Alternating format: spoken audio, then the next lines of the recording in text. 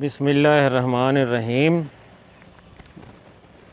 जिमें कि तुसी वेख सकते हो कि अज एक सहरा दा मंजर ते इस मंजर दे मुताबक जिहड़ी शायरी तुहाडे वास्ते लैके आए हैं।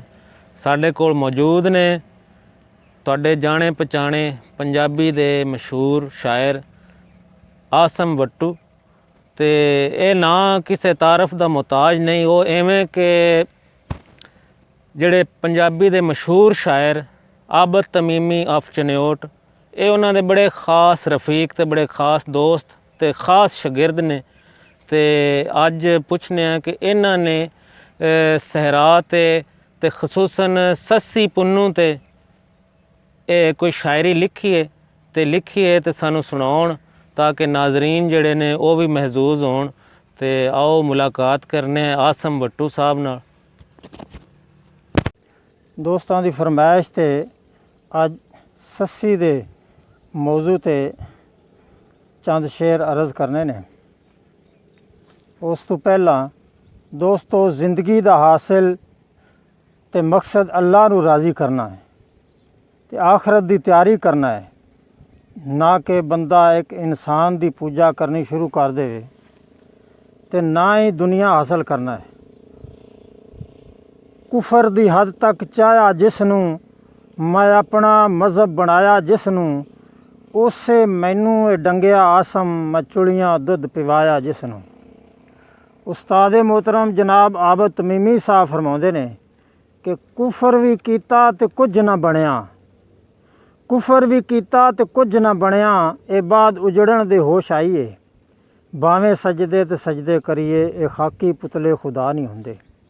बेशक मुहब्बत कीती नहीं जाती, हो जाती है, पर इश्क तो बच के रहना, इसलिए कि इश्क मुहब्बत दी वो किस्म है जिथे बंदा हर चीज़ दी तमीज़ ख़त्म कर पांदा है। पंगा इश्क दा जिन्ने जिन्ने लिया है, पिछली उम्रां रोंदा हो रहा है। दुनिया दी तारीख दा एक यादगार किस्सा सस्सी पुन्नू है।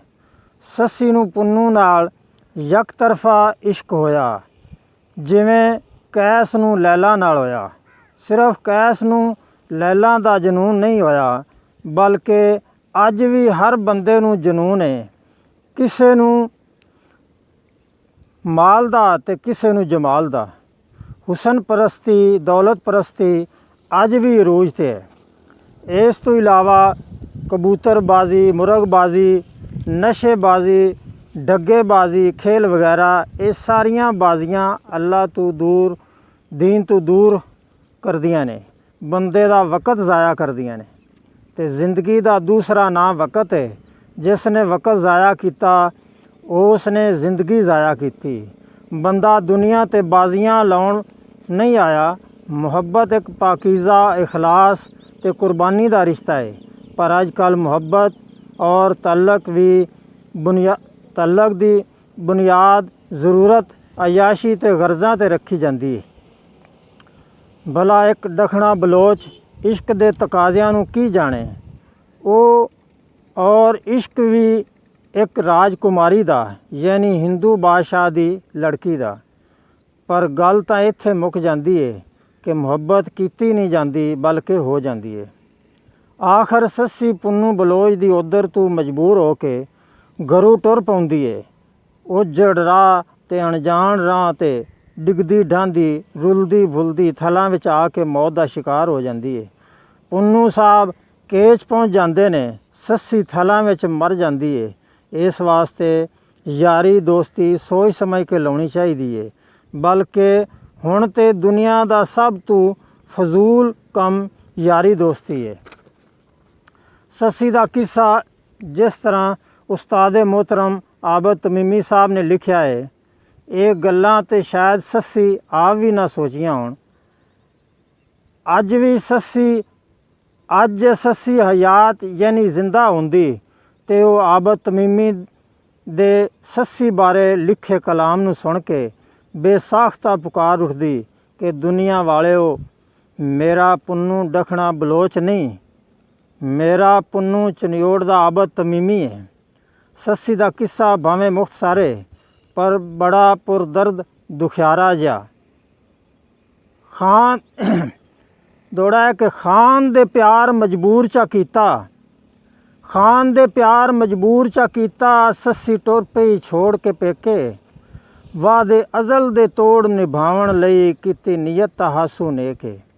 ਉਹ ਨਾਜ਼ਕ ਰਾਜਕੁਮਾਰੀ ਹਾਈ, ਡਾਢੀ ਗਰਮ ਥਲਾਂ ਦੀ ਰੇਤ, ਥਲ ਦੇ ਰਾਹ ਤੇ ਮਰ ਗਈ ਆਸਮ, ਆਇਆ ਖਾਨ ਕਫਨ न लेके। ਥਲ ਦੇ ਰਾਹ ਤੇ ਮਰ ਗਈ ਆਸਮ, ਆਇਆ ਖਾਨ ਕਫਨ न लेके।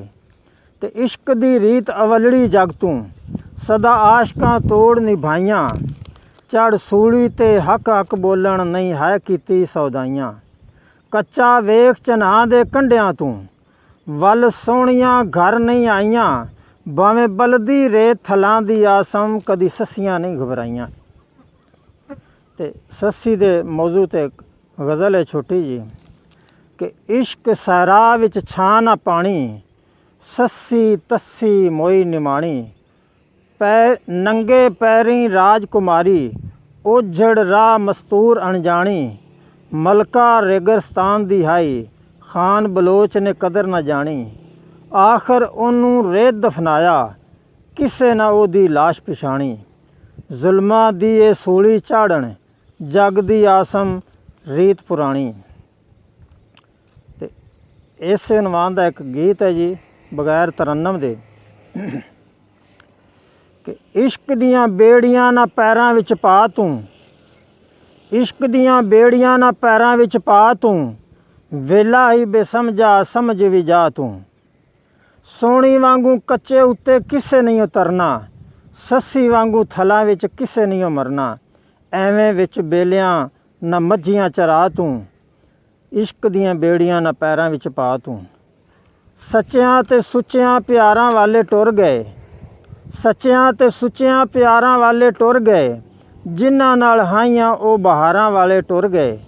ਕਰੇਗਾ ਵਫਾ ਕੋਈ ਚੰਨਾ ਭੁੱਲ ਜਾ ਤੂੰ, ਵੇਲਾ ਹੀ ਬੇਸਮਝਾ ਸਮਝ ਵੀ ਜਾ ਤੂੰ। ਹੱਥਾਂ ਨਾਲ ਜ਼ਹਿਰ ਦੇ ਕੇ ਲੱਗਦੇ ਨੇ ਮਾਰਦੇ, ਹੱਥਾਂ ਨਾਲ ਜ਼ਹਿਰ ਦੇ ਕੇ ਲੱਗਦੇ ਨੇ ਮਾਰਦੇ। ਪਿੱਛੇ ਆ ਕੇ ਕਬਰਾਂ ਤੇ ਫੁੱਲ ਨੇ ਖਿਲਾਰਦੇ। ਝੂਠੀਆਂ ਮੁਹੱਬਤਾਂ ਨਾ ਆਸਮ ਅਜ਼ਮਾ ਤੂੰ, ਵੇਲਾ ਹੀ ਬੇਸਮਝਾ ਸਮਝ ਵੀ ਜਾ ਤੂੰ। ਇਸ਼ਕ ਦੀਆਂ ਬੇੜੀਆਂ ਨਾ ਪੈਰਾਂ ਵਿੱਚ ਪਾ ਤੂੰ, ਵੇਲਾ ਹੀ ਬੇਸਮਝਾ ਸਮਝ ਵੀ ਜਾ ਤੂੰ। ਦਿਆ